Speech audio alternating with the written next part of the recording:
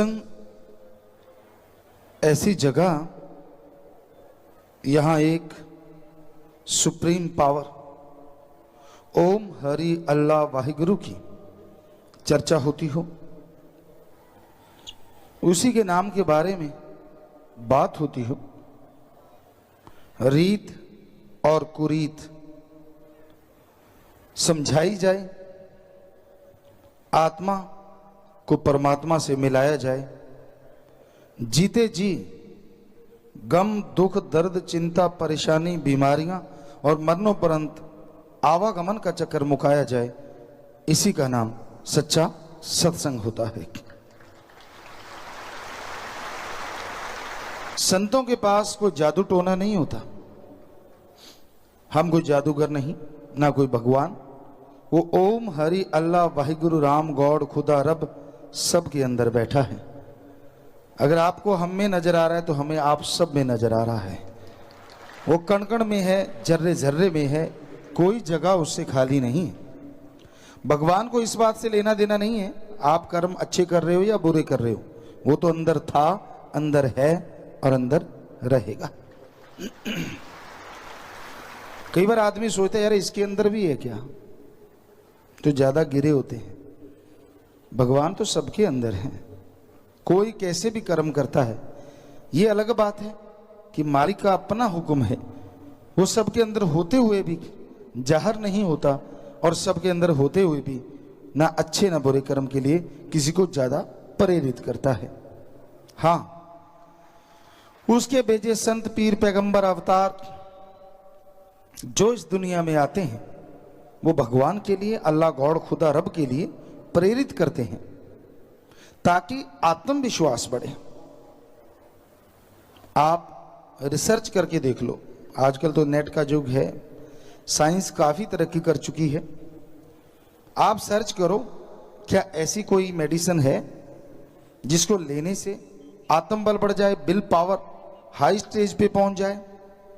करिए research, allopathy, homeopathy, Ayurveda, naturopathy, जितनी और भी पद्धतियां हैं, आप सर्च मारिए, देखिए क्या ऐसी कोई वाकई दवाई है जिसको लेने से आत्मबल बढ़ता हो, विल पावर हाई स्केल पे पहुंच जाए। जी नहीं। नासा साइंस केंद्र के पास भी एक ही जवाब है, अर्ली मॉर्निंग बिटवीन 2 to 5 में उठो और उसमें मेथड ऑफ मेडिटेशन करो, ध्यान की विधि में जाओ। आप घंटा 2 घंटे बैठेंगे तो आपका विल पावर आत्मबल चरम सीमा पे पहुंचना शुरू होगा। कहने लगे ध्यान किस पे जमाएं, कहते कोई शब्द ले लो जैसे गॉड। तो हमारे वेदों में क्या लिखा है, शास्त्रों में क्या लिखा है कि आप सुबह सवेरे 2 से 5 के बीच में जागो और इस टाइम को कहते हैं ब्रह्म मुहूर्त। सिख धर्म में कहते हैं अमृत वेला, इस्लाम धर्म में कहते हैं बांगे वक्त फर्ज, और इंग्लिश फकीर the gods prayer time, the gods prayer Indian time early morning between 2 to 5। ये समय में जागो, घंटा 2 घंटे मालिक की याद में बैठो। अगर बाकी आप आत्मविश्वास में बुलंदी हासिल करना चाहते हैं तो इतना समय आप बैठो और मालिक की भक्ति करो, तो आपका आत्मबल बाहर से नहीं आपके अंदर से जागेगा। और आत्मबल बढ़ने से आज जो डॉक्टर कहते हैं कि आदमी का दिमाग 10-15% काम करता है, वो डबल या 3 गुना काम करना शुरू कर सकता है। और कोई तरीका नहीं, कोई रास्ता नहीं। आत्मबल से क्या होगा, थोड़े से आपको उदाहरण देना चाहेंगे। एक मरीज, चाहे वो छोटी बीमारी है, ज्यादा बड़ी नहीं, मेजर नहीं, लेकिन बीमारी बड़ी है, और वो ये सोच लेता है कि मैं मरूंगा ही मरूंगा, नहीं बच सकता। यहां डॉक्टर बहुत सारे बैठे हैं, तो उनसे पूछ के देख लीजिए, खास करके सत्संगियों से, कि ऐसे मरीज पे सबसे बढ़िया दवाई भी दी जाए, उसका असर भी 20-25% हो सकता है, इससे भी कम रह जाए। दूसरी तरफ कैंसर जैसी भयानक बीमारी और 3rd स्टेज पे हो, और आदमी के अंदर ये बुलंदी आ जाए, ये हौसला आ जाए कि मैं मरूंगा नहीं, हो ही नहीं सकता कि मैं मरूं, सुमरन करे, भक्ति इबादत से ये संभव है। और फिर दवाई 10% वाली भी 100% काम कर जाती है। ये है आत्म बल, ये है विल पावर की महिमा। कई लोग मंजिल के पास पहुंच के, मान लीजिए आप प्लेयर हैं, क्योंकि हमने बहुत सारे गेम देखे, खेले, तो आप खेलने जा रहे हैं और आप जीत के करीब हैं, कॉन्फिडेंस लूज कर जाते हैं तो आप हार जाते हैं। और ये देखा है, जिनके अंदर कॉन्फिडेंस, आत्मबल, विल पावर होता है, वो हारी हुई बाजी चुटकियों में बदल के जीत जाया करते हैं। तो ये आत्मबल, ये विल पावर हर जगह काम आता है, एक जगह नहीं। जीवन के हर रास्ते पे बस गंदगी छोड़ दे दिए, बुराइयां छोड़ दे। आत्मबल आपके गम, दुख, दर्द, चिंता, परेशानियां दूर करने का असली टॉनिक है।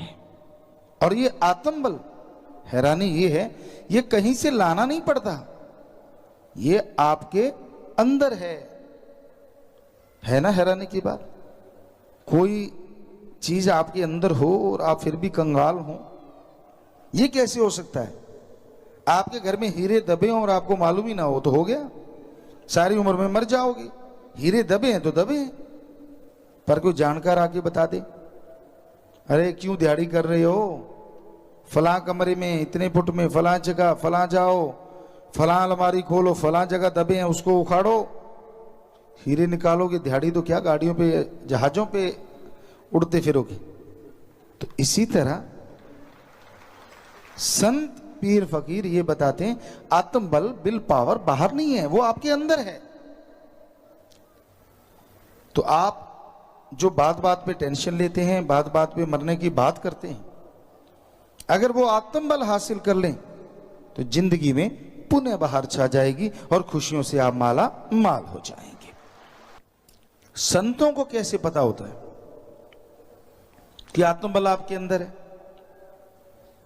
इसका भी उसी उदाहरण से तालमेल जोड़ है। जैसे आपके घर में हीरे दबे हैं, कैसे दबे कि पुराने बुजुर्ग, आपके दादा, बाप, कोई भी जिसके पास वो हीरे थे, उसने कहीं दबा दिए, पर उसका एक जिगरी दोस्त, सिर्फ उसको मालूम था हीरे कहां दबाए हैं, या वो सोना चांदी रुपए पैसे कहां दबाए हैं, और किसी को मालूम नहीं। तो वो आपके पिताजी गुजर गए, उन्होंने सोचा कि जाते टाइम बताऊंगा, लेकिन जुबान बंद हो गई, दिमाग काम छोड़ गया, अचानक मौत हो गई या हार्ट अटैक हो गया, नहीं बता पाए। आप मजदूरी करते रहे। अचानक एक दिन वो दोस्त आपके पिता का आपके घर आता है, वो हैरान हो जाता है, आप मजदूरी कर रहे हो? कहते जी और कौन सा पिताजी यहाँ धन दौलत छोड़ के गए? अरे अरे, उनके पास तो बहुत हीरे जवाहरात थे। सारे बच्चे दो चार जो भी हैं वो हंसने लगते हैं, हीरे जवाहरात ना, सूखे रोड थे वो हम खा रहे हैं। कहता नहीं नहीं नहीं नहीं, उठाओ फावड़े, उठाओ कुल्हाड़ी, गेंती वगैरह उठाओ, उठाओ, फला जगह चलते हैं, चलो खेत में चले गए, खोदो यहां से, वहां से, यहां से, दो तीन जगह बता दी, खोदने लगे और एक जगह से वो हीरे जवाहरात मिल गए। खोदते खोदते 2-4 दिन में तो वो माला माल हो गए। तो उसी तरह उस अल्लाह वाहिगुरु की जानकारी संत जब अभ्यास करते हैं, भगवान उनको दे देते हैं। और संत आते हैं, आपको बुलाते हैं, आपके शहर गांव में आते हैं, अरे आओ आओ आओ, आप कंगाल हुए फिरते हो, कभी टेंशन है, कभी बीमारी है, कभी चिंता है, कभी परेशानी है, कभी कोई रोग है, आपका बुरा हाल है। अरे अरे अरे, इन सब का इलाज तो आपके अंदर है, आप कंगाल हुए घूमते हो, आप माला माल हो सकते हो। कहते जी ऐसे जैसे उसके दोस्त की बात पे 2-4 बेटों ने विश्वास किया, बाकी ने नहीं किया, ऐसे ये दुनिया है। संतों की बात पे कई यकीन करते हैं, कई नहीं करते, कई कहते हैं यार जब कह रहा है तो करके देख लेते हैं, तो कई मान लेते हैं। और संत कहते हैं ये लो राम नाम की फावड़ा, कुल्हाड़ी, गेंती ले लो, जैसे वो हाथों से चलती है, ये जीवा से चलती है, चलाओ चलाओ चलाओ चलाओ, आपके यहां से वहां से कहां से जरूर मिलेगा आपको भंडार। तो जाप करते हैं, अभ्यास करते हैं, सत वचन मान के मेहनत करते हैं, तो 100% उनको वो आत्मविश्वास ही नहीं मिलता, बल्कि आत्मविश्वास का स्रोत वो भगवान भी मिल जाया करता है। अब जो अमल नहीं करते उसकी भी कई वजह है। आज समाज में पाखंडवाद का बहुत बोलबाला है, ठगी, बेईमानी, संत पीर फकीर की आड़ में बिजनेस, सौदा, सौ कुछ समाज में चला हुआ है, आप लोग जानते हैं। लोगों को भ्रष्ट कहना, खुद साफ सुथरे होना जरूरी है, दूसरों को भ्रष्ट फिर कहो। तो यही वजह है कि समाज किसी के पीछे लगने को तैयार नहीं है, क्योंकि खुद जो इतना कुछ करता है वो दूसरों का क्या संवारेगा। तो लोग सोचते हैं यार संत तो कोई है ही नहीं। ये आपको गारंटी देते हैं, जब से दुनिया साजी है और जब तक दुनिया है, संत था, है और रहेगा। ये गारंटेड है, गारंटेड। सच्चा संत पीर फकीर।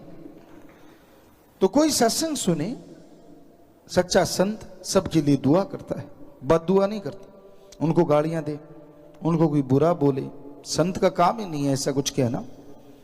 किसी से कोई पैसा नहीं, वो बताता है कि दीन दुखियों की मदद करो, और कोई उस रास्ते पे चल के दीन दुखियों की मदद करता है, बीमारों का इलाज करवाओ, भूखों को खाना खिलाओ, प्यासों को पानी पिलाओ। कोई भी ऐसा काम जो समाज भलाई का है, उस पे तन मन धन से इंसान जोर लगाता है, ये भी गारंटी है उसके बदले में वो माला माल जरूर होगा। पर कोई वचन माने तो, जब तक वचन नहीं मानते मालिक की कृपा पात्र नहीं बना जा सकता। तो वचन तो मानना पड़ेगा, और कोई टॉनिक नहीं है जो घोल के पानी में आपको चढ़ा दे। मन मर्जी ना चलो, कहीं तो मन को बरजो। संत पीर फकीर गुरु ने चलो कैसे भी आदमी की बात मान ली, एक इच्छा पूरी कर दी, फिर उसकी इच्छाओं का मकड़ जाल, ये नहीं मेरे को, वो नहीं, फला फला नहीं फला, और आखिर में नरक 100%। और कोई तरीका नहीं है। कहीं तो मानो, कहीं तो मन से लड़ो, कहीं तो रोको मन जालिम को कि भाई कहीं तो संतों की बात मान लें। बहुत मनमता चल रही है, नहीं मानना तो जाओ नरकों में। भाई संत कोई बद्दुआ नहीं देते, आपके कर्मों का फल है। संत ये भी गुस्से नहीं होते कि मेरी बात क्यों नहीं मानता। संतों की कोई बात होती ही नहीं, वो बात कहते हैं जो भगवान जी इशारा करते हैं। जैसी में आवा खसम की बाणी, तैसड़ा करी ज्ञान भी ला लो। संतों का तो कोई लेना देना ही नहीं होता। हम तो खाकसार चौकीदार सेवादार हैं भाई, फकीर हैं आपके। कोई ऐसा नहीं है, हमारा फर्ज है जैसा मालिक बुलवाएगा 100%। अभी तक बिजी थे, कुछ चिट्ठियां पढ़ रही थे, ये कर लिया वो कर लिया, और कोई सोचा नहीं वहां जाके क्या बोलना है। ये आपकी भावनाएं इधर आ रही हैं, इधर से उधर जा रही हैं, राम जाने क्या करवाता है। तो कहीं आदमी को बाज आना चाहिए, ज्यादा मन के हथों मजबूर होके नरक यहां वहां दोनों जहां में नसीब में मिलती है, और फिर रोने का वक्त भी नहीं मिलता। इसलिए इतना अहंकार भी अच्छा नहीं, इतना घमंड भी अच्छा नहीं कि आदमी उस अहंकार में सारा कुछ ही गवा बैठे। अहंकार ना करूं, किस बात का अहंकार। साइंस आज बहुत तरक्की पे, पर रावण जितनी तरक्की अभी तक नहीं हुई है। कहीं आप सोचो चरम सीमा पे, ऐसी तरक्कियां बहुत बार हो चुकी हैं समाज में, इस दुनिया में, इस धरती पे। रावण सफल क्लोन ज्ञाता था, उसके 3 या 5 ही बेटे थे, बाकी सारे तो क्लोन थे। 1 लाख बच्चे बनाए थे उसने क्लोन, और सफल इतना था कि उन कॉलोनों के आगे 1.25 लाख बच्चे थे। इतना जबरदस्त था वो साइंटिस्ट। जब चाहता था बरसात, सूर्य की रोशनी के साथ साथ चंद्रमा की रोशनी से खाना बना लेता था, और एटम परमाणु तो उसके कंधे पे रहता था। आज है किसी के कंधे पे? हो किसी के तो सारी दुनिया खत्म कब की हुई होती। सोच के देखो, जिन देशों के पास है वो ही फूले नहीं समाते, दूसरों को पैर की जुत्ती समझ रहे हैं। और सुनो और सोचो, अगर आदमी के कंधे पे लटक रहा होता तो आदमी क्या करता? मानता है कि नहीं छोड़ूं? कर देता कबाड़ा। शुक्र है इतनी तरक्की नहीं हुई, पर रावण के पास ये था। रामायण को पढ़ो, उसमें आता है कि वो जब तीर छोड़ता था तो 12-12 कोस से भी ज्यादा आग लग जाती थी और तीर तरकश से निकालता था, यूं सिद्ध किया हुआ था। पर राम जी के पास ऐसे तीर थे कि वो छोड़ते थे तो चारों तरफ बर्फ बन जाती थी, तो दोनों टकराते थे, वातावरण सामान्य रहता था। हमें लगता नहीं कि परमाणु एटम की अभी तक कोई तोड़ मिली होगी, हो सकता मिल गई हो, लेकिन तब थी, सब कुछ था। देखिए कितनी, और जहाज वगैरह सब थे, उनको बात अलग है, उड़न खटोला या अलग अलग नाम दिए जाते थे, लेकिन सब कुछ था। तो कहीं आप ऐसे सोचो, कम्युनिकेशन तो जबरदस्त था उनका, ये लैपटॉप आपके और जो नेट है वो सब था तब भी।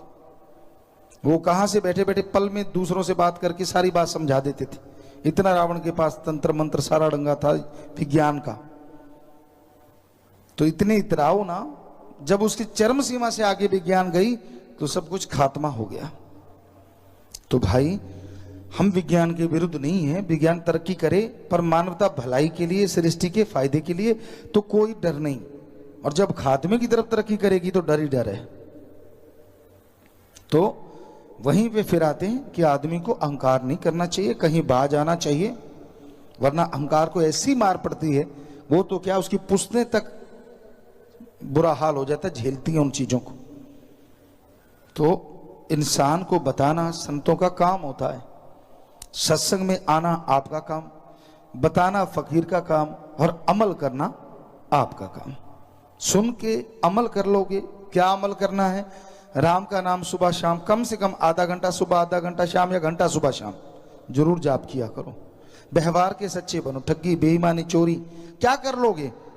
कितना पैसा पड़ा है विदेशों में, और उनके कपड़े वही कुर्ता पैजामा, दिखने में सादे, क्या कर रहे हैं वो? खाने हैं क्या? और हवा से निकल गई तो वो गए सारे की सारे की। और यहां रोटी के लिए लोग भूखे मर रहे हैं। तो आप क्या कर लोगे? ज्यादा ठगी बेईमानी भ्रष्टाचार करके क्या करोगे बताओ? बच्चों के पास गाड़ियां हैं, घर परिवार है, सब कुछ है, और क्या करवा दो? उनको सोने में मरना चाहते हो क्या? एक बार कहते हैं महादेव जी की किसी ने तपस्या की, और इतनी तपस्या की महादेव जी प्रसन्न हो गए। कहने बोल बेटा क्या चाहिए? कहता जी मैं जिस चीज को हाथ लगाऊं सोना बन जाए। कहते तथास्तु। बड़ा खुश हुआ, चेक करके देखा, बैठ के हाथ लगाया सोना बन गया। अलमारी के हाथ लगाया सोना। कहता हो कमाल हो गई, वाह महादेव जी। खट जा बेटा, रुक तो सही अभी। रोटी आ गई। कहता भूख लगी रोटी लाओ। कौर तोड़ी, सोना। पानी उठाया, सोना। न प्यासा मरे भूखा मरे। बेटी को हाथ लगा, बेटी, सोना। सोने की मूर्ति बन के खड़ी होगी। चिल्लाए पीटे माथा, ये क्या करूं? हाथ ही ना लगाए, डरता किसी को। दूर हो जो, दूर हो जो, दूर हो जो, दूर हो जो। लगा बना सोना, बनाता नहीं। फिर पीटा, पछताया, फिर भक्ति इबादत की। फिर महादेव जी प्रकट हुए। कहता जी जरूरत ही नहीं, जैसा था मैं तो तेरा ही भक्त काफी हूं। तो आज ऐसे लगे हुए हैं लोग, बेटी भी बन जाए सोने की, बेटा भी बन जाए सोने का, और खुद का बोल गया पटाखा। डॉक्टर कहते हार्ट अटैक हो गया। वही 4 लकड़ियां मिलेंगी, सारे कपड़े उतार लिए जाएंगे, सस्ता सा लट्ठा पहना देंगे, और वो सारा पैसा जो तू 2 नंबर का छुपा छुपा के रखता गया खू खाते में, क्योंकि नंबर तो तेरे पास है, दिमाग में फिट है। सो भाई किस लिए पागल बने हुए हो? किस लिए?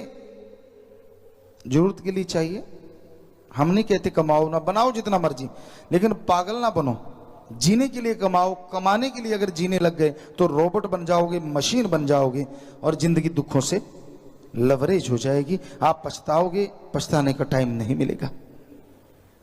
किसी का हक मार के ना खाओ, ठगी बेईमानी भ्रष्टाचार से। तो संत पीर फकीर तो बताते हैं मानना ना मानना आदमी की मर्जी है। आखिर भूख ये कहाँ मिटेगी जाके? और कमा लूं, और कमा लूं, और कमा लूं, इधर लगा दूं, उधर लगा दूं, यहां फंसा दूं, वहां फंसा दूं, और एक दिन खुद फंस के बैठ जाता है, कहते ले निकालो मुझे। तो भाई बुरे कर्म कोई भी हैं वो आपको फंसाएंगे, कोई बात नहीं। एक कहावत है पंजाबी में, नच ले कुद ले टप ले, सिर तब पंजाली हेठ देने ही पैने। वो कहते ना बछड़ा होता है, पहले बैलों से खेती होती थी, आज भी कहीं कहीं बेचारे गरीब किसान करते हैं। तो वो बैल जब बछड़ा होता है तो बड़े हुंकारे मार, ये कर दूं, वो कर दूं, फला कर दूं, उछलता कूदता है, और बाद में यहां मारते नाक में नथ, और फिर हड़ जोत लेते हैं, चलता नहीं, और पावरफुल बैल के साथ उसको जोड़ लेते हैं, मजबूत गले में बांध देते नथ से बांध के, बेचारा इधर उधर निकलने की कोशिश करता, डंडे पड़ते, चमड़े की छांट चटाक ऐसे चलता है, फिर सीधा कुछ देर में ही हाड़ी निकल आता है। बड़ा नाचता टपता था, कोई बात नहीं बेटा, कर ले जो करना है, तेरा दिल करे, लेकिन एक दिन ऐसा आने वाला है, और हो सकता है कईयों का नजदीक खड़ा हो, कि फिर नचना टपना तो क्या, हंसना कूदना तो क्या, खाना पीना भी मुश्किल हो जाता है। इसलिए हम तो हाथ जोड़ के आप सबसे प्रार्थना करते हैं, डराते नहीं आपको, बुरे कर्म ना करो, कर्म करे खोटे, पड़ेंगे बड़े सोटे, फिर पूछनी नहीं किसी बात रे, कि भाई कर्म जैसे करोगे वैसा भरोगे जरूर। इसलिए कहीं तो फकीर की मान लो, वो आपका बुरा नहीं करता, अच्छा करता है, अच्छा देखता है, बुरा तो मतलब ही नहीं है। संत तो कभी किसी का बुरा सोच भी नहीं सकते, करना तो दूर की बात। हाँ, ये अलग बात है, लोग संत का भेष धारण करके कुछ भी करते फिरे, वो उसे संत नहीं कहा जा सकता। संत जो होता है वो बुरा सोचता भी नहीं, करना तो दूर की बात। लोग उसके लिए बुरा करते रहते हैं, बुरा सोचते हैं, सौ कुछ करते रहते हैं, ये वो फलां धिंकड़, अपनी बेड़ी में बट्टे, किसी का कुछ नहीं जाता। तो भाई सत्संग सुना करो, कलयुग का समय है, सुमरन घंटा सुबह शाम नहीं तो कम से कम आधा घंटा सुबह शाम तो जरूर किया करो। 24 घंटे में 1 घंटा क्या आप अपनी सेहत के लिए, परिवार के लिए नहीं लगा सकते? और गारंटी है इस घंटे का फल आपको कई गुना बढ़ चढ़ के जरूर मिलेगा। कोई पैसा नहीं देना, भगवान नहीं लेता पैसा पूसा किसी से, कोई चढ़ावा नहीं लेता। अरे कोई सोचे कि गुरुजी पता नहीं कितना पैसा इकट्ठा करते हैं, हम तो यहाँ नौकर बन के रहते हैं इस आश्रम का, मालिक जानी जान है सतगुरु। अपना कपड़ा भी, अपनी गाड़ी भी अगर कोई होती है तो उसको भी अपनी कमाई से होता है कि कमाई से ही लेनी है। और सब जानते हैं, जो सदब्रह्मचारी हैं या सेवादार, उनको मालूम है दिन रात मेहनत करके ये आश्रम के लिए सब कुछ, क्योंकि इसके नौकर हैं अपने सदगुरु मौला के, और उसके नौकर बन के दोनों जहान के राजा से भी आगे हैं। इतनी खुशी वो मालिक देता है, सतगुरु देता है, उसके तो नौकर हैं ही हैं। आप सत्संगी मालिक की आंखों के तारे हैं, दिल के टुकड़े हैं। आपका भी अगर कोई नौकर है, हम तो उसके भी नौकर हैं, हमें कोई मान बढ़ाई नहीं है। ऊंचा इसलिए बैठना पड़ता है, ये मनोविज्ञान है। हमने विज्ञान पढ़ी, नॉन मेडिकल के स्टूडेंट रहे, विज्ञान को मानते हैं, लेकिन धर्म महाविज्ञान है। ये मनोविज्ञान कहता है कि बोलने वाला अगर ना दिखे तो सुनने वाले शोर मचाते रहते जब तक वो दिखता नहीं, कैसा है, किधर है, कहाँ कहाँ, यूं यूं करते रहते तो पीछे वाले धक्का देते हैं, बैठ मुझे भी देखना है। तो इसलिए ये थोड़ा ऊंचा बैठना पड़ता है। और धर्मानुसार कहें तो धर्मों में ये लिखा है सभी में, कलयुग में सत्संग में आके जो बैठ जाएंगे उस दरमियान वो देवी देवताओं से भी बढ़ के होंगे, मालिक के प्यारे होंगे उस दरमियान। तो ऐसे मालिक के प्यारों के हमें दर्शन हो जाए ढंग से, इसलिए भी ऊंचे बैठते हैं। तो भाई और कोई हमें मान बढ़ाई का फाना नहीं है, कोई बड़प्पन जो भी कोई गाता है या बोलता है हमारे लिए, हम 1000 गुना उससे नीचे होते हैं, सवाल ही पैदा नहीं। तो वो मालिक है सबके अंदर बैठा, क्योंकि हमने कई बार रोक रोक के देख लिया, भाई मत बोला करो बेटा, हमें नहीं पसंद। आप गुरु से खुशी चाहते हो, हमें ये चीजें नहीं पसंद है कि भगवान अल्लाह राम, हाँ आप कहते हो गुरु जी आप में दिख रहा है, ये ठीक है, वो तो सब में दिख रहा है, हमें आप में दिख रहा है, इसमें तो कोई दो राय नहीं। तो भाई हमें कोई मान बढ़ाई पसंद नहीं। कई चाहते मक्खनबाजी लगा, गुरु जी आप तो भगवान, ना भाई भगवान तो तू है, तेरे अंदर दिख रहा है हमें तो। हाँ ये अलग बात है, तू कैसा भगवान है वो दुनिया जानती है। शैतान भगवान है या दयाल भगवान है वो तो सारे जानते ही हैं। जैसे तेरे कर्म है वैसा तू दिख रहा है, मतलब भगवान शैतान या दयाल नहीं होता, वो तो हमेशा दयाल है, पर तेरे को लोग कह सकते हैं कि तू कैसा है। तो इसलिए बुरे कर्म ना किया करो, मान जाओ पीर फकीर की, कहीं तो आदमी को मानना चाहिए कि ऐसा ना हो कोई ऐसा किनारा देख लो मानने की नौबती ना रहे। बाकी मर्जी आपकी भाई, हमें कोई डराना थोड़ी ना है। आप तो मालिक के प्यारे हैं, आप बहुत बड़े हैं, मालिक ने आपको दिमाग दिया है, खुद मुख्तियार हैं, इतने अच्छे नेक आप लोग हैं, हम थोड़ी आपको बुरा कहेंगे। ये तो अब मजबूरी है, सत्संग में बोलना पड़ता है कि समाज में जो बुराइयां हैं वो बुराइयां हैं, अच्छाइयां हैं वो अच्छाइयां हैं। क्या पता कोई हाथ जोड़े बैठा और मन का इतना हावी हुआ पड़ा हो, पता नहीं क्या क्या चलता हो उसके अंदर। सुमन के बिना नहीं रुकेगा, सुमन तो करना ही होगा अगर मन को रोकना है। सेवा करते रहो और साथ में सुमन करो तो मन शैतान रुकेगा, वरना ये चलता रहता है, चलता रहता है टाइम की सुई की तरह।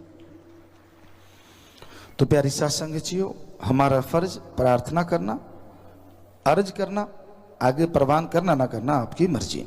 मौसम बदलता है और लोग कहते हैं गर्मी का मौसम है, शायद इसलिए क्रोध आता है, इसलिए इंसान कुछ गलत कर्म करता है। जी नहीं, ये सब बहानेबाजी है। असल में खान पान में जहर, सोच में जहर, देखने में जहर, सुनने में जहर,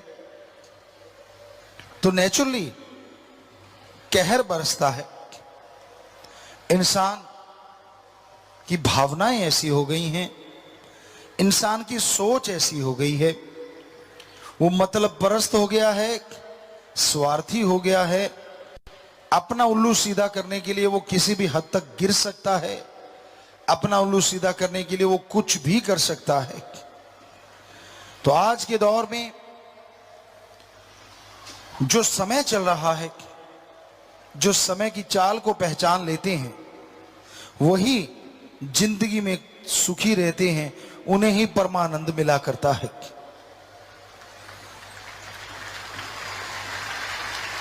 और समय का दौर ऐसा है, पहले कैसा था आज कैसा है। पहले बच्चा होता था तो लोग सोचा करते थे मेरा बच्चा होके इंसानियत के झंडे बुलंद करेगा, सदियों के समय में भक्ति इबादत किया करेगा, सबसे ज्यादा भक्ति मेरा बेटा ही करेगा, अच्छा नेक इंसान मेरा बेटा सबसे बढ़िया बनेगा, मालिक के दर्शन मेरा बेटा ही करेगा। और आज के दौर में बच्चा गर्भ में होता है, मेरा बेटा नोटों की मशीन बनेगा, ये कहते लोगों को पाया गया। ये वो बनेगा, ऑफिसर बनेगा, ये बिजनेसमैन बनेगा, ये वो बनेगा। पहले से ही शुरुआत हो जाती है, बच्चा भी गर्भ में है। इतनी इच्छाएं उसके साथ मर दी जाती हैं, कई बच्चे तो इसी में डिप्रेशन में आ जाते हैं, दुखी हो जाते हैं जब वो पैदा बड़े होते हैं, क्योंकि वो माँ बाप के अनुसार ही सारा कुछ करना है। हम नहीं कहते कि सारे माँ बाप गलत गाइड करते हैं, पर बच्चे की भी तो इच्छाएं होती हैं। माँ बाप का एक पैमाना सा बन गया, एक होड़ सी लगी हुई है, बच्चों की मेरिट आनी चाहिए भाई। खुद कभी स्कूल के पीछे से निकला हो, खुद की 3rd डिवीजन रही हो, खुद चनों की बोरी दे दे के पास हुआ हो, पर कहता है मेरा बच्चे की मेरिट होनी चाहिए। इच्छा रखना गलत नहीं, सही है, लेकिन इतनी इच्छा मत रखो कि बच्चे पे प्रेशर पड़ जाए और उसको लगे कि मेरा पेपर से नहीं तो वो खुदकुशी कर ले। ये बिल्कुल गलत। बच्चे को गाइड करो कि बेटा पूरा दिलो दिमाग से पेपर देना, मैं चाहता हूं तू बहुत अच्छे नंबर ले, मैं चाहता हूं तू सबसे कंपटीशन में नंबर 1 पे आए, पर बेटा अगर नंबर कम भी आते हैं तो इसका मतलब ये नहीं कि तू कोई कमजोर है। अनपढ़ होके अकबर ने पूरे देश पे राज कर लिया था, ऐसा कुछ नहीं है।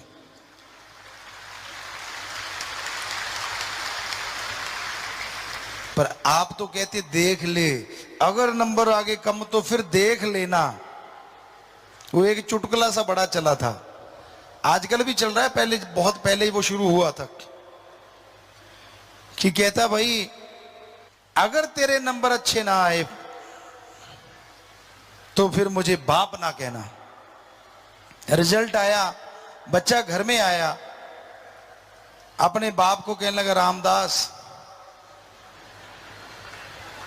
कहने लगा क्या हुआ? कहता यार मैं फेल हो गया। क्योंकि बाप तो कहना नहीं, उसने कहा था। तो ऐसे रामदास मत बनो जो ये कहना पड़े बच्चे को।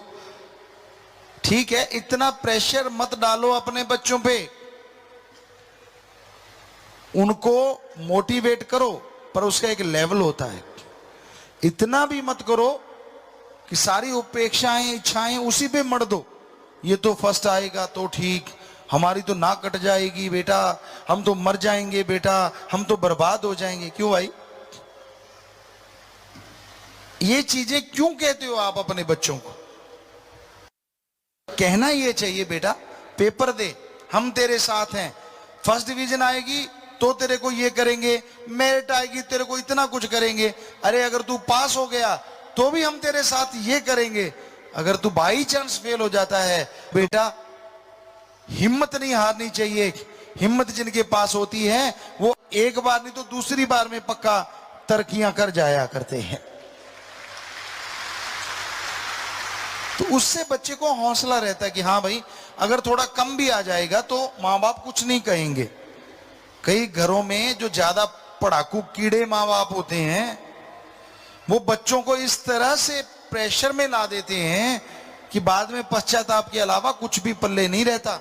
बच्चे खुदकुशी कर लेते हैं या वो डिप्रेशन में चले जाते हैं, दिमाग हिल जाता है। हमें बताया करते हैं डॉक्टर साहबान जब पढ़ा करते थे, कहते जी, कईयों के माँ बाप कहते तू फर्स्ट डिवीजन में ही तू डॉक्टरी करना, इंजीनियरिंग करना।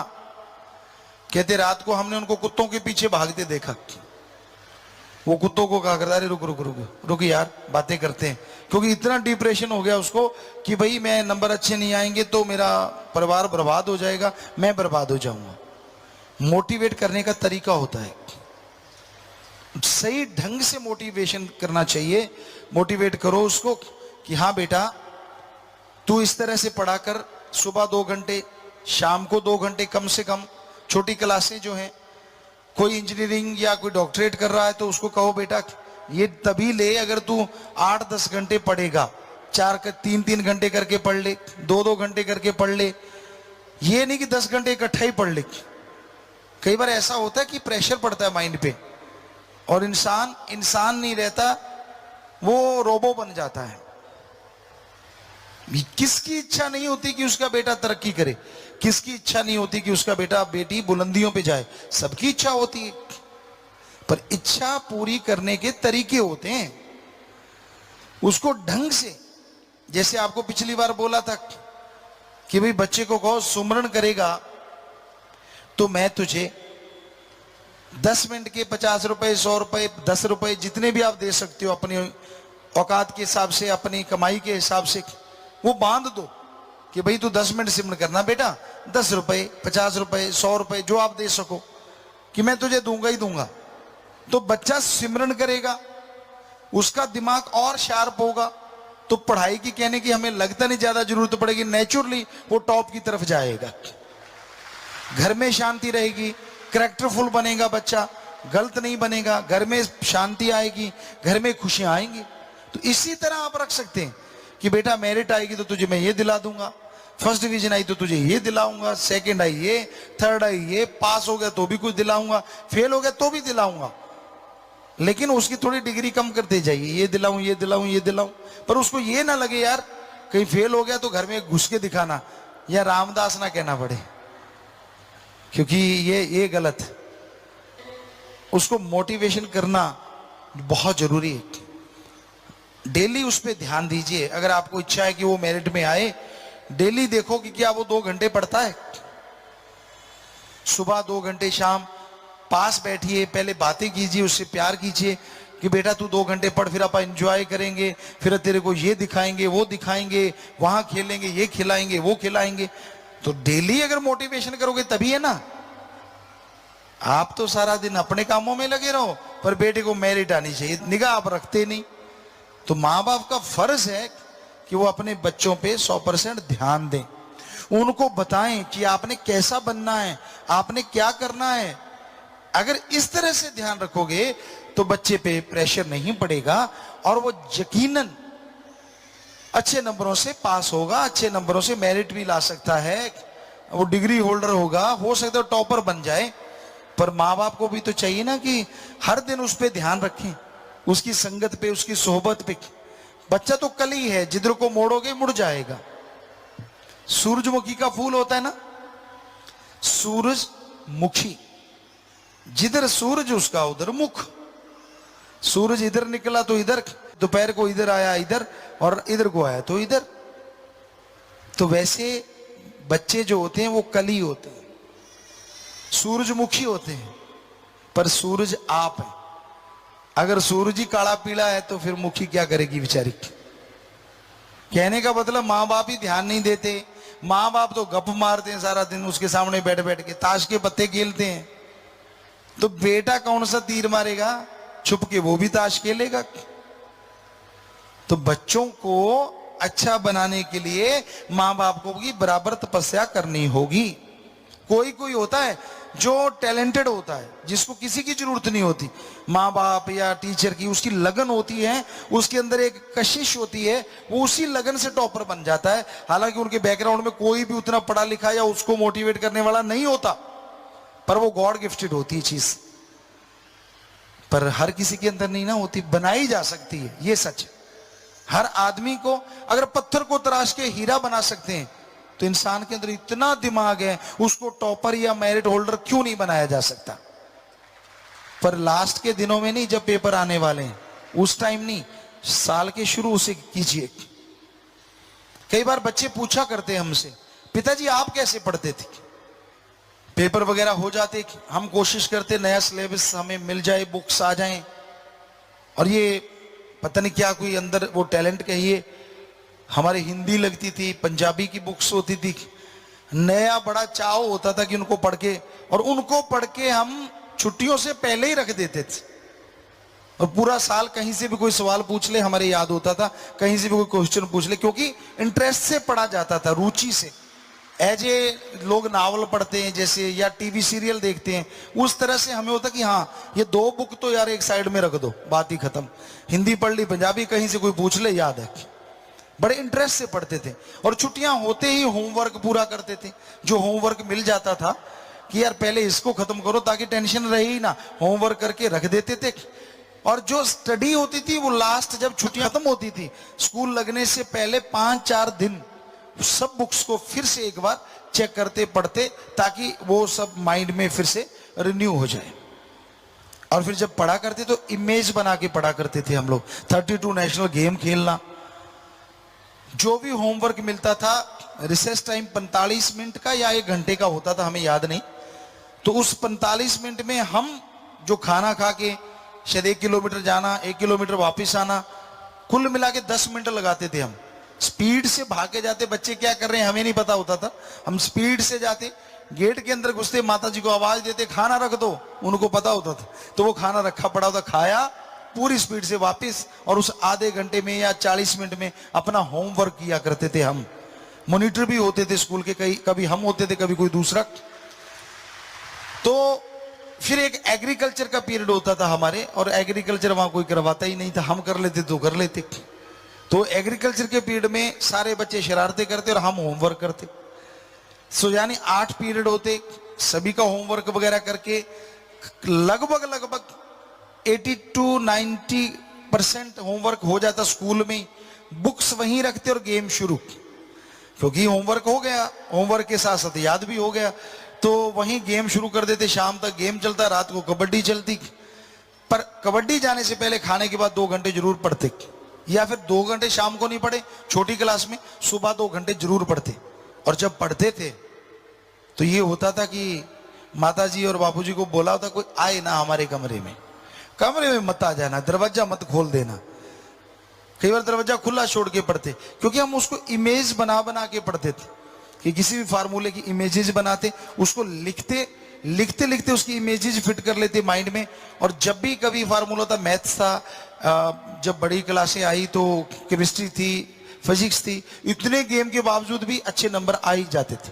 तो इमेजेस बनाई होती थी कि वो इमेजेस निकालते, यार उसके साथ केमिस्ट्री लिख देते ऊपर। जब कोई भी क्वेश्चन लिखते, ये केमिस्ट्री लिख के और फिर उसका वो करते, फिजिक्स लिख के, फिर वो तो पूरी इमेजेस खींच लेते, जैसे कैमरे से कैमरामैन खींचते, फोटो खींच ली। तो वो बन गई ना याद। तो वैसे ही एक माइंड में हमारे एक मालिक फोटोग्राफर बैठा हुआ, ऑटोमेटिकल फोटोग्राफर है। ऐसा अभी तक ना तो कोई कैमरा है ना कोई फोन, जैसा हमारा माइंड है। आप रिपीट करके टाइम पीस को देख लो। अब उदाहरण दे रहे हैं आपको कि मैंने सुबह 4 बजे उठना है, सुई को देखो, अच्छा 7 पे आई हुई है, 8 9 पे आ गई, अब मैं सो रहा हूं, सही 4 बजे जागूंगा, थोड़ा सिमरण करो, फिर 4 बजे जागूंगा, थोड़ा सिमरण 1 मिनट, फिर 4 बजे जागूंगा, सुई को देखो, सो जाओ, 5 मिनट पहले जाग आ जाएगी, आप चाहे चेक कर लेना। ऐसा माइंड है। अब आप इस्तेमाल में ही ना लाओ तो चाहे फिर दिमाग है चाहे भूसे का बोरा बराबर है।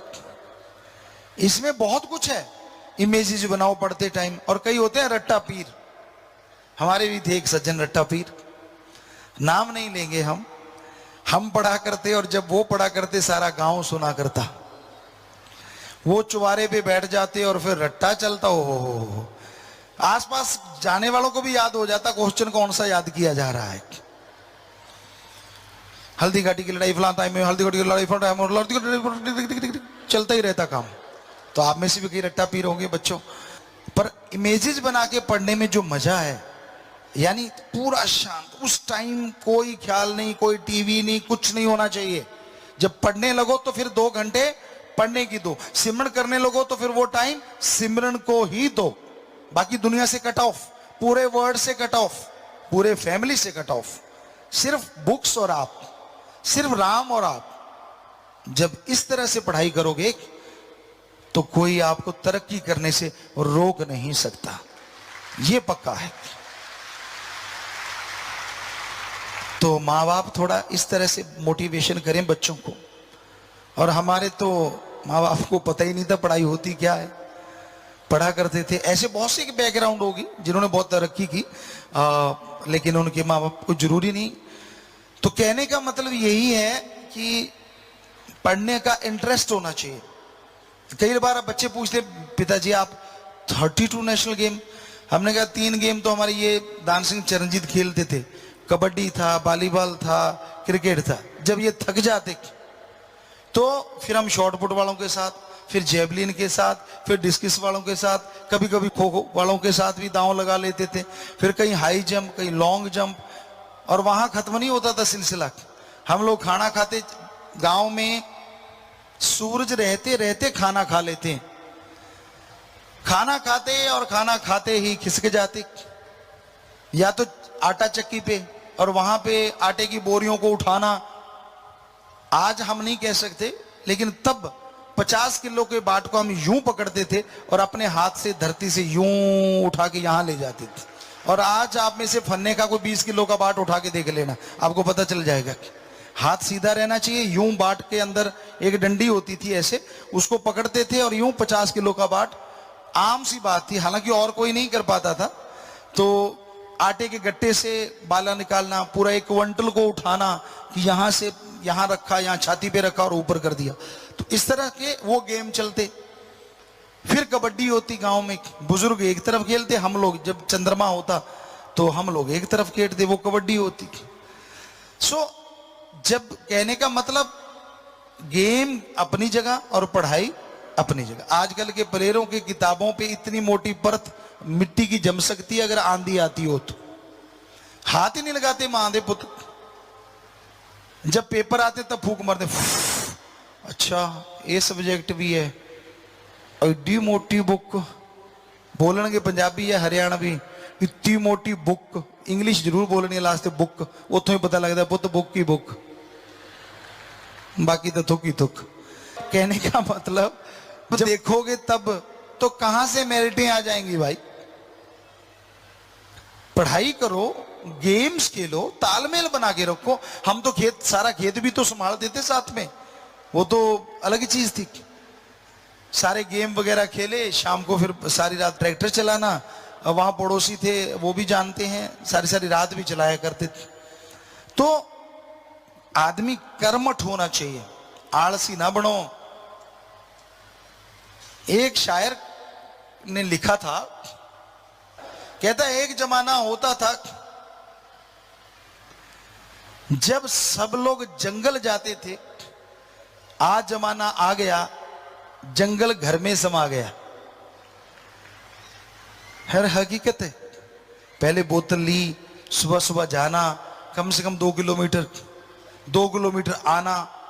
आज वालों को तो बीच में काम हो जाए कईयों का। तो आजकल तो बेडरूम के साथ है, कईयों की रसोई के भी साथ है।